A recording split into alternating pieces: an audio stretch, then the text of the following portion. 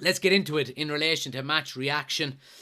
Uh, Talk about a game of two halves. An absolute game of two halves. We looked leggy in the first half. We looked flat. We lacked penetration. We lacked composure.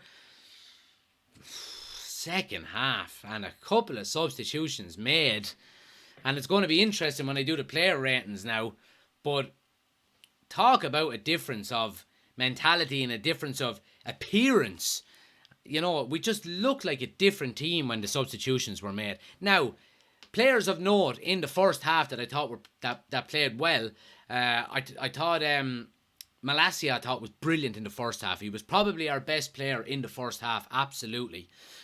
So big ups to him. But let's start it. Dubravka in the goal made his debut. Now he'll be disappointed to concede two. But I don't think he done an awful lot wrong. There was a few balls that went back to him from the likes of Maguire and Delo, I think at another stage gave him a really, really tricky ball. And he kept his composure, took his first touch, and if there was a pass on, he gave it. And if he had to clear it up the field, he cleared it up the field. So I thought, Villa scored 2 goals, and it was probably the only 2 chances they really had.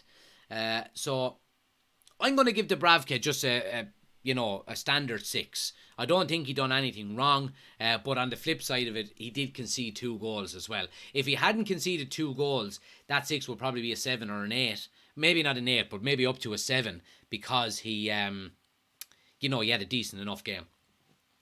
Delo at right back probably wasn't his best game he's ever had, and not just because he scored an own goal. That was just a free goal. Can happen to the best of us. It really can. I think he just looked a bit. I think he's desperate to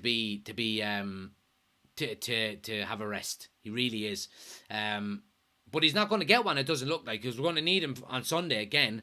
And he's going straight to the World Cup then. But he looks a bit tired. He looks a bit leggy.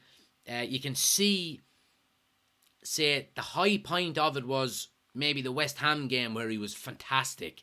And the last 3 games, he's been just that little bit off the mark. He wasn't poor today. He gets an average 6 from me. But yeah, I think he needs a rest. Malacia at left back I thought was very, very good in the first half and in the second half. He defended very well. He got his tackles in. He linked up very well up the field. He's going to get a 7 because I thought he played very well. At the back, Lindelof and Maguire. I mean, it just brings you back to last year, really, doesn't it? They conceded 2 goals, and 2 goals that were probably avoidable. So I would put the majority of the blame on them 2 goals, probably on them. Let me see. Let me try and remember both goals. Yeah, look, I don't care. They're the 2 senior players in that defence playing alongside each other, and it just brings back too many memories of last year. So they both get a 5. In the midfield then, Fred was terrible. Was just terrible. And, we say this about Fred when he's bad and we laugh about it, because it's laughable at this stage. When he plays well, he plays really well, but when he plays bad, he plays really bad. And there's kind of no in between. So he gets a 5 from me. I thought he was quite poor, and rightly so. He was substituted. McTominay, I thought McTominay was okay. I thought his passing probably could have been better. His energy levels are good. I always say that about McTominay. Box to box, never any issues there. And, will always give 100%, put a tackle in, all of that good stuff. So, and of course he got a goal as well. So I give him a 6.5, just slightly above average. And Donny van de Beek, Donny.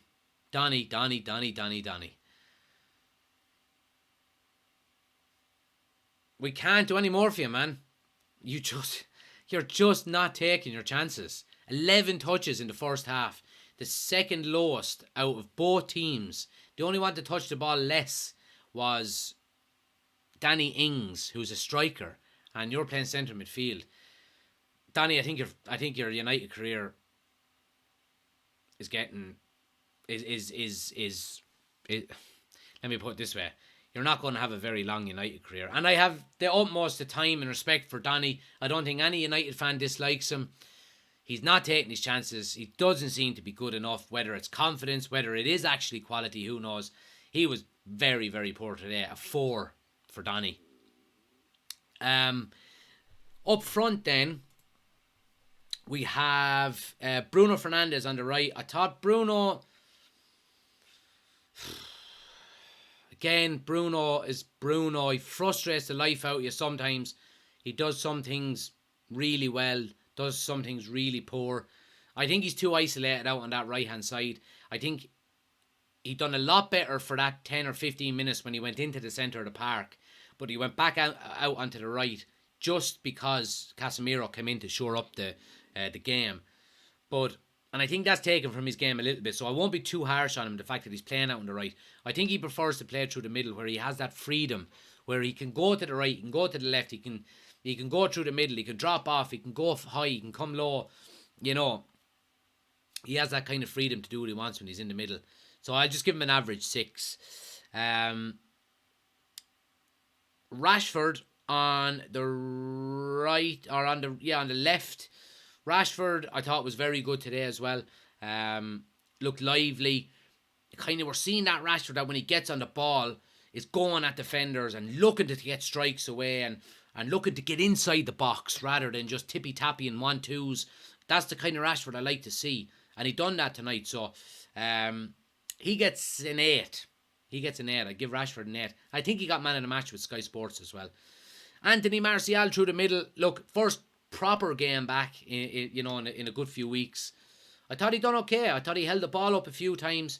He got his goal, which every striker is supposed to do, and he's in the right place at the right time. So I mean, not having an overly fantastic game and scoring a goal every game, I will take that if you're my striker, absolutely.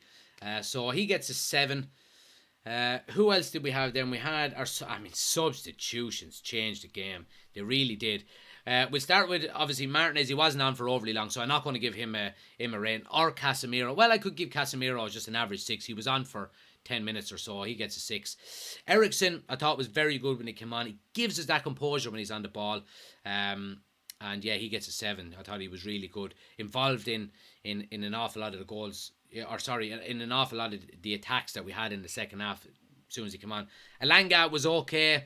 I've said this multiple occasions. I don't think he's good enough for Manchester United. He didn't do anything wrong. He didn't do anything spectacular.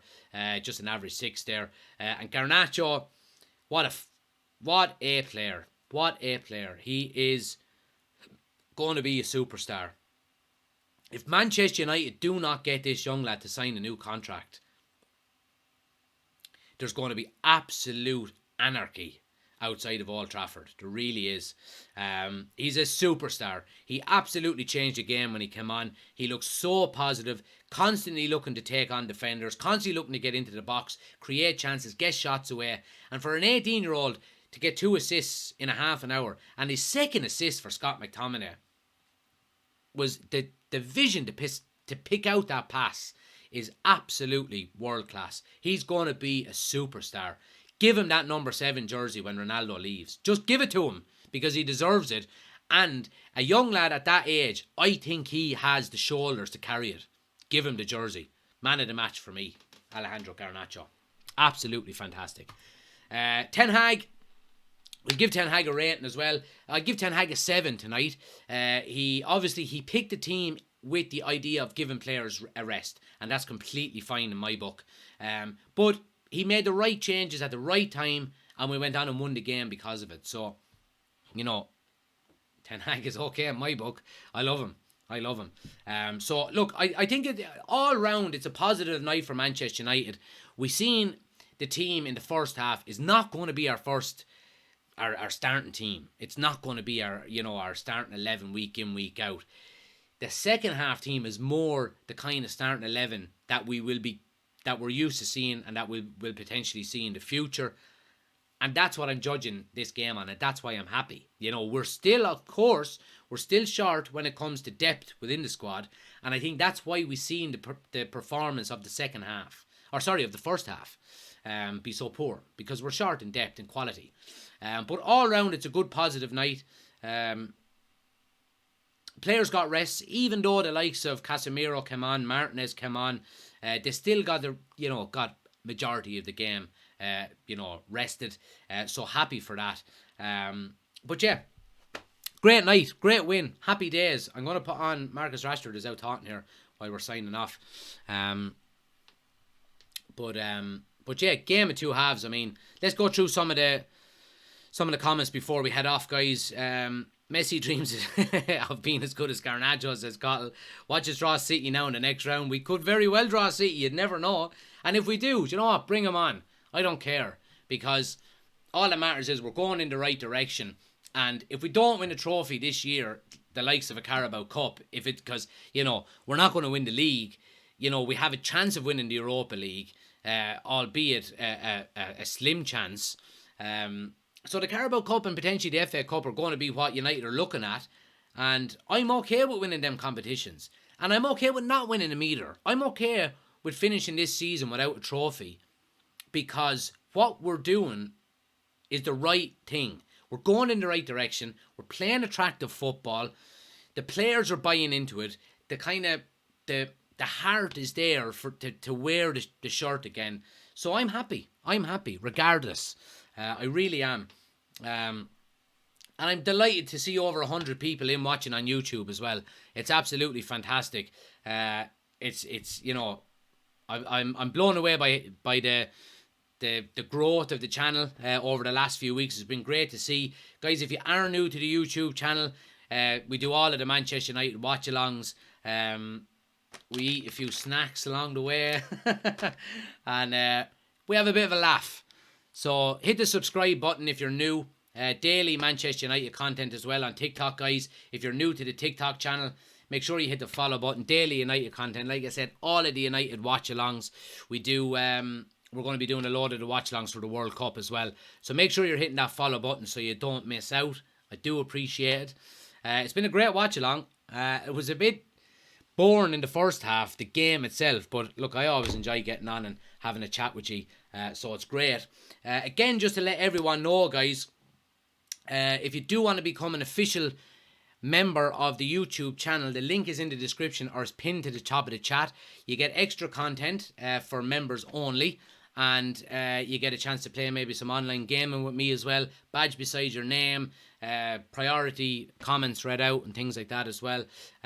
So if that's something you're interested in, click on the link in the description and go check it out. But more than anything else, just hit the subscribe button because that's what helps out the channel more than anything. And I do appreciate it. So schedule-wise, what are we looking? Obviously, we have the game Sunday. Tomorrow night... we might maybe do a FIFA career mode tomorrow night on YouTube. So for anyone on TikTok, if that's something that you'd be interested in following along to, make sure you go over and subscribe to the YouTube channel. The link is on the homepage. We do a FIFA career mode. The gangster manager is going to make a comeback tomorrow night. So we'll do that between 7:30 and 9 o'clock tomorrow, guys. And then, of course, we have the watch-along, the final United game before the World Cup. On Sunday away to Fulham. So I hope you can all join and we'll give them all a good send-off. And obviously you won't be giving me a send-off because I'm going to be doing watch-alongs for the World Cup. I'm not going anywhere. But it'd be great to get everyone in for the last game before the break. I think it's going to be a 6-week break before we actually have another, or no, it's even more, I think. Well, maybe it is about 6 weeks, I think, before we get another Manchester United game in. So keep an eye out for that. I'll be doing my match predictions and stuff like that before the game on TikTok and everything. So make sure you check that out. And Carlos says his wife is from Ireland. You picked a good one then. But guys, it's been great. I really appreciate everyone. I mean, over 100 people there watching on YouTube was fantastic. 3,500 views on it. 35,000 likes on TikTok. You're all absolute legends. Like I said, if you haven't already done so, take a second on YouTube. Hit the thumbs up button on the video because you know it helps the channel out an awful lot. Hit the subscribe button if you're new to TikTok, just hit the follow button, Daily United content, and you can subscribe to the YouTube channel as well if you wish to do so. Link is on my homepage. But it's been great, guys. I really appreciate it. Thanks everyone who's watched. Thanks to all the new channel members. We had 3 new channel members tonight as well. So you're more than welcome. Carlos is there. I can't remember who they were. Who were they? Let me scroll back up. Carlos, Dale, and one more. Where is it? I don't know. I apologize. I can't find the other one. Dale, Carlos, and someone else. I can't remember. Anyway, you're legends, guys. I'll see you tomorrow night for the FIFA Career Mode 7:30, and then back for the watch along on Sunday. And of course, then we're doing our podcast Monday night as well, live on YouTube. So follow on TikTok, subscribe to the YouTube channel. Link is on my homepage. Until then, see you guys.